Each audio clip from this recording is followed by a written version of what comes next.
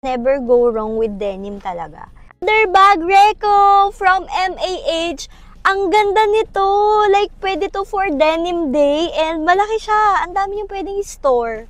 First time ko makarinig na yung fabric na ginamit sa bag is from the recycled bottles. So, this is from MAH. Ayan yung fabric niya. Ang ganda. Ang ganda na itsura niya. Tsaka favorite ko din to yung mga denim na style. Made from recycled ocean-bound plastic bottles. Nakakatuwa naman. Nagustuhan ko to kasi mahilig ako sa bag na madaming pwedeng ilagay. Look at this. Ang dami kong nailagay dyan. Meron tayong pocket dito. Malaki yan. So, ayan siya. Madami pa akong pwedeng ilagay dyan. And then, meron din dito sa front. 2 pocket din yan. Ganito kalapad yung bag, guys. Ang dami kong nalalagay. As in. Ito yung itsura niya. Di-zipper to ha. So, talagang secured talaga yung bag mo.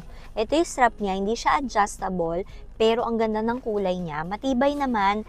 And then, yung pockets niya, meron pa tayo dito. So, 1. Meron pa tayo sa gilid. 2. 3.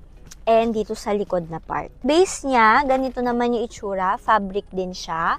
Tapos, ang nagustuhan ko pa dito, yung tumbler ko, di ba? Mahilig na ako magdala ng tumbler. Nagpa-practice nga ako, uminom ng tubig.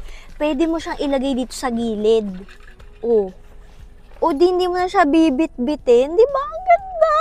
Matibay talaga yung mga bags ng MAH. Ang dami ko ng bag ng MAH. And lahat yon hindi pa nasisira. Like, pandemic days, meron na akong MAH na bag. Kaya, marereko ko talaga yung MAH. Ang ganda ng style na to. If mahilig ka sa mga denim or yung mga pormahan mo is mga denim ganyan. Tapos, tulad kita na mahilig ako sa mga malalaking bag na malaki yung storage na pwedeng maglagay ng kung ano-ano. Pwede itong gawing school bag, pwedeng gawing gym bag, office bag, kahit ano. Babagayan mo siya sa paggala mo, 'di ba? Lagi ka naman usually nagji-jeans naman tayo, 'di ba? So, super terno nito. Ilalagay ko siya diyan sa yellow basket, guys, para makabili din kayo. 'di ba? Wait lang, kulang pa nga may ilalagay pa tayo sa bag natin, no? Ilalagay ko pa tong hair clamp ko and then yung contact lens ko and then yung glasses ko. Tapos ito yung ating electric fan, 'di ba? 'Di ba? So ito yung update natin, na ilagay na natin siya diyan and kasyang-kasya pa rin siya.